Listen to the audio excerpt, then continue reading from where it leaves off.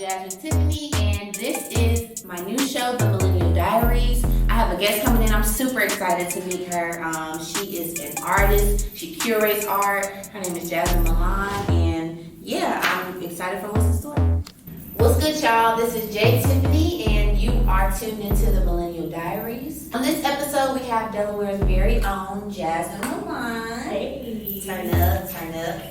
And I'm excited to have her here as a guest with us. We're going to be talking about her journey as an artist. Sis is not only an artist though, she curates art too.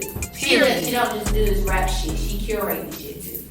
I have a word of the day for you guys. Every episode I'm going to give you a word of the day. And today the word is rapacious. And Google defines rapacious as aggressively greedy, grasping, and I just feel greedy right now. I just feel like I'm ready for a new opportunity. I'm ready for more. I'm rapacious for success, or I'm rapacious for Thanksgiving next month. Well, how would you use the word in a sentence? Rapacious. I would have to say maybe, like you said, Thanksgiving. I'm rapacious before that good old Chinese buffet. I'm rapacious in that sense. Okay, so let's get rapacious. So yep. That's good. So I want to talk to you a little bit about your style of music. It's very unorthodox. Mm-hmm. It's very, out of the ordinary, and it's unique because it's you. So I feel like, that's what makes you stand out from so many other artists like City Girls, Nicki Minaj. So what motivates you? How do you keep that unorthodox about yourself? I feel like I just am I just bring my own individuality and everything. And plus I feel like I experiment with a lot of different mediums, like the visual art or fashion. It's just so many different things that I dip into. It's like I kind of use them as inspo and kind of like tumbleweed into reflecting that into my music in ways. So even sometimes I feel like I talk about a lot of the same topics too, because I like to talk about money, sex. I talk about a lot of versatile things. Yeah. Like sometimes it might just be on a fun getting money type of side, or sometimes it might be something real deep like life, death love, type of yeah. love, or just different experiences and how I personally think about those things. And I think I try to keep a balance of not being afraid to dip into topics that might not be too popular, you know what I mean? Because we all know what usually people talk about want to hear. So, I like that. I think that's really dope. And especially now we need more versatile, in music we need different stuff. I was looking at your website, I was telling you earlier. So you create art. Well, you have a business. Are you doing business too? Yeah. Okay, so you do 3D art, you do artistic stuff other than music. So how do you balance doing that? I do not at all. I feel like I don't balance it.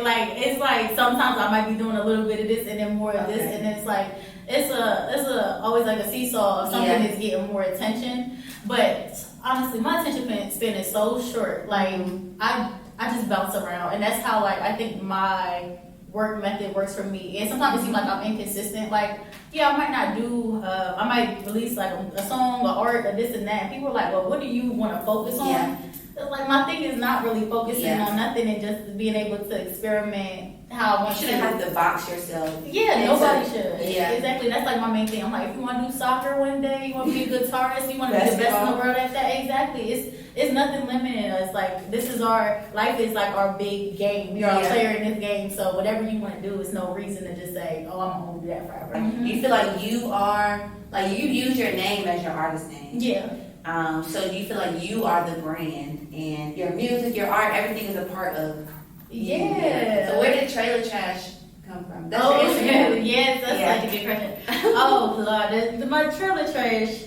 So Instagram, I want to say I got on Instagram 2012-ish. It's been a good minute. I'm probably aging myself right here. Yeah. But when I first got on Instagram, I had no clue what to make my name, because I didn't want to make it my name. And I always at the time, I feel like I'm edgy now, but I feel like Jasmyn Milan was so girly, and it's it is a girly name, Milan. Right. My parents based it off of Disney princesses, basically. Yeah. So I'm just I want something with some edge, but I didn't know what I wanted to do. I had a history of having Twitter names that was just rebellious about dirt opposites. I don't know why. I just wanted to be the anti, but that was a younger age, and it was a song by Lana Del Rey at the time. Not endorsing Lana Del Rey in this interview at all. But it was a song by Lana Del Rey that I liked at the time, and it was called Trash.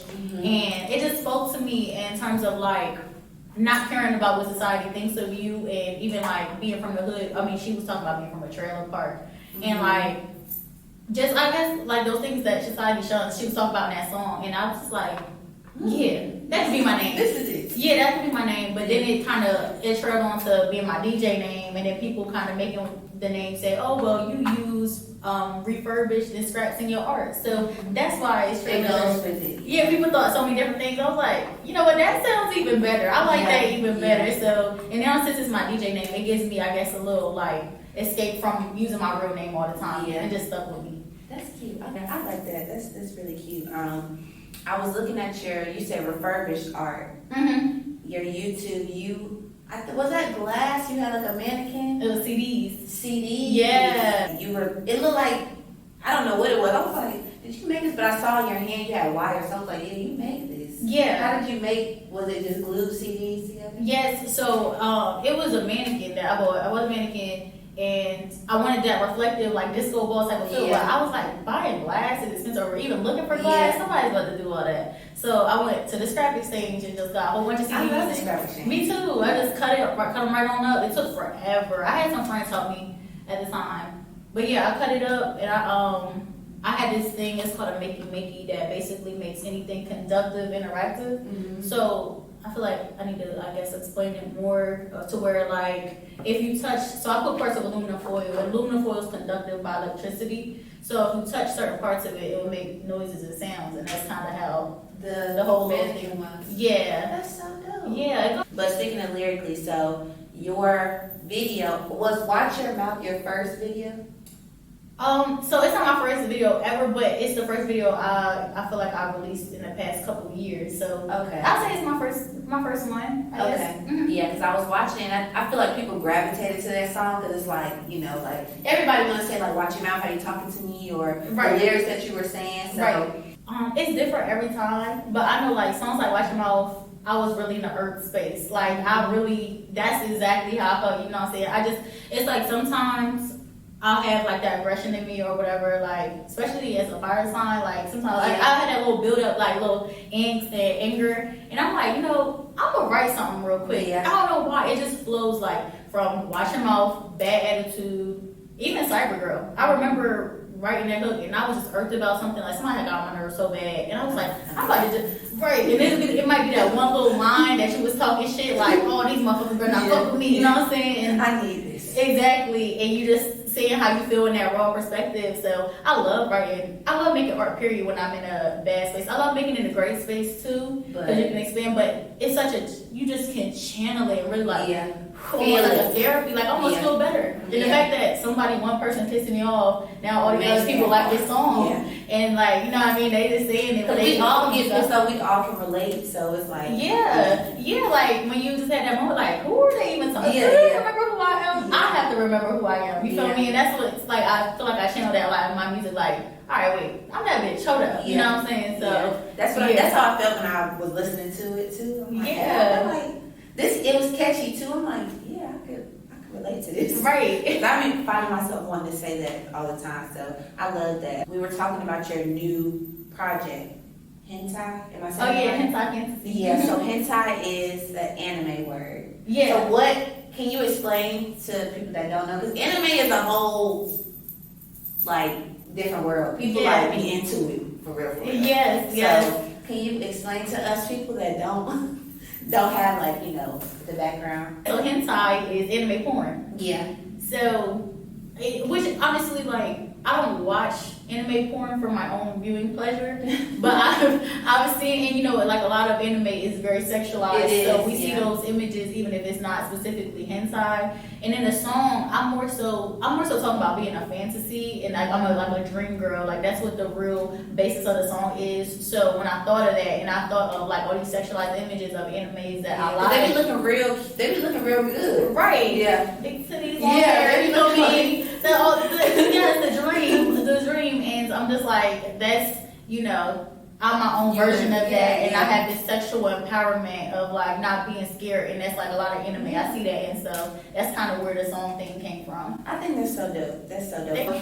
I'm not sure how Song Association originated, but I do want to give credit to Terrell Grice and Elle, because this game we're about to play, was inspired by them. I love the game. And it's whatever the first thing comes to your mind, I'm going to say a word, and you just give us what you got, okay? So you got 10 seconds to answer. Okay. So I'm going to mix it up. Okay. The first word is love. Oh, that would threw me off. Love. Love. So many people use your David Bay. Okay. Yeah. Music Soul Child. Yeah. I was saying it's sad I couldn't say a real life experience. I'm like, ugh. Okay. The second word is Nicki Minaj. Like, cookie can't make me go. Chicken can come with the throat. Puff pass. No, you do not want no smoke. Bitches be sleeping on me, but be claiming they woke. Fuck up with check on my body. Then let them lick on my body. Out and out Dobby. Oh, was that 10 seconds? I made the bars proud. Okay, that's all that mattered. The next one is, what about 2020? The tragic mess. I think of horror. But I think of good things too. I think a lot of great opportunities came, Yeah. but also I think just of the world burning. When I first saw it, it's like burn, tear it down. Oh, yeah, okay, yes. No, that's how I feel. So I feel like it's half and half. Yeah, it's like a blessing and a curse. Yeah. Yeah. Anime, we talked about anime, but what's the first thing that comes to your mind? Anime, Parasite. That's my favorite anime. So Okay. that's the first thing that comes to mind. Okay. What about clothes? Clothes. Holy Myth, my store. JasmynMilan.net. I had to throw that in there. My fashions is fashion, period. Yeah. Okay. What about reality TV? Do you watch reality TV? I don't watch that in a minute. Damn, don't watch reality TV? I'm trying to think of what show I think of. I think of Love and Hip Hop. Yeah. Yeah, I think of Love and Hip Hop. That's the first thing that came in my head. Yeah. Well, when I think of that, I think of Brunch and Tiffany. And Brunch and Tiffany is where it's at because I love my girl Tiffany Pollard. I'm going to be on Brunch and Tiffany's. That's like one of my goals. Like, Yeah, to just yeah. sit down with her and have a brunch because that's going to be litty. I watched one episode, but I'm going to go watch on demand. Yeah, she got so many different guests, but she got a lot of reality show people, which I like too, because I feel like we don't highlight like black culture and Yeah. like stuff that we like enough. Like people be like, oh, let's love hip hop. Like, so what? Yeah. We have our first winner of Rap Association. She won. We're going to see who can beat her. If anybody You can.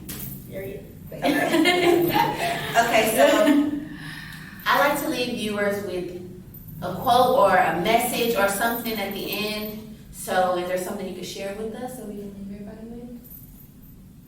I was gonna say I'm gonna like fuck them, do you? But I'm just like that's not really appropriate. I would not have been a potty mouth the whole interview. We said we wasn't gonna do that. Yeah. Or theme or however you're feeling right now, what we could viewers can take from this today and take from you. Take from me.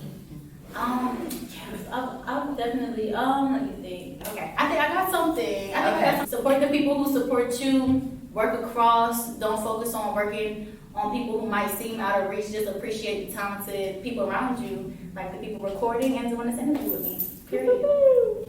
That was beautiful. Thanks, y'all. We'll be back. Hey. This is Jasmyn Milan, and you're watching the Millennial Diaries.